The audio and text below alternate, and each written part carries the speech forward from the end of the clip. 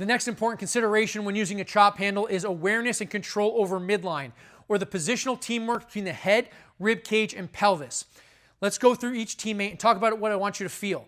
Let's start at the North Pole and work our way down to the South Pole.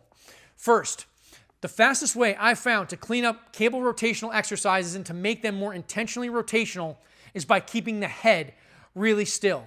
And if you watch golfers in slow motion, baseball players, tennis players in slow motion, as they approach impact or contact, again, there's a lot of movement, a lot of translation of this axis, of this midline, right and left, right? We do move around, but at impact, that head gets really quiet and you see a motion from the neck down as the head stays really still, again, into impact or contact. And then we change shape, right, after impact. But during these exercises, work on that.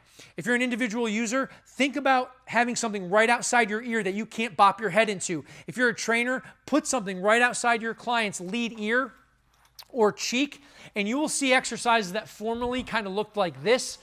By the way, there's not a lot of net rotation here, or like this with a lot of shift and drift. You will convert that shift and drift energy to rotational energy if you can't move your head. And you'll begin to reflect positions and kind of teamwork that we see out of better rotational athletes. Keep the head really still. Next, at the chest or rib cage. Feel like you're keeping the rib cage back, back, back. How are we going to do this with these exercises? Well, once again, let's go back to our Google images or our slow motion golfer or baseball player. At impact, at contact, you don't see too many baseball players hitting a home run or, with this trunk position, with their chest leading the way. They look like they're way out in front and they got fooled.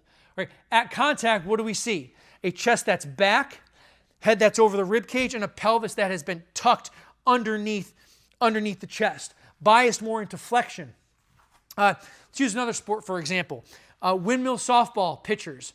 Right, who do you see in this position with the chest forward, the lead leg soft, the trail leg externally rotated like this? You see 11-year-old softball pitchers who aren't strong yet, who haven't had good technical training yet.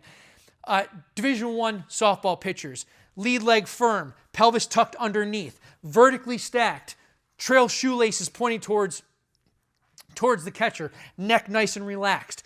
At release, all right? You change shape afterwards. But you see this vertical stacking organization. You see it across sports. When it really matters the most, at impact or contact, the trunk, the head gets stacked. Head over the rib cage back, not leading the way, okay? And that typically will tend to take care of the South Pole, the last teammate we'll talk about.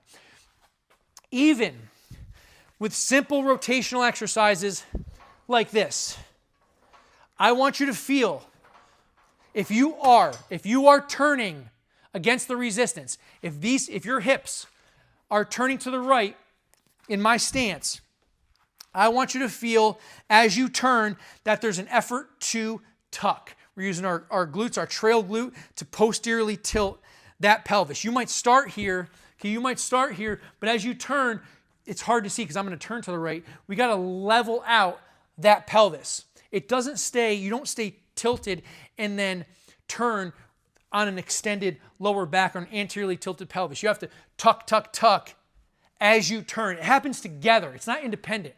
All right, I don't want you thinking about firing your hips independently. All right, we're always working together. Hips don't fire out. I want you to think about them firing up. We have an upper body that's being screwed down into a pelvis or hips that are screwing up into the trunk, forming a strong connection for impact or release. Don't fire the hips out, fire them up.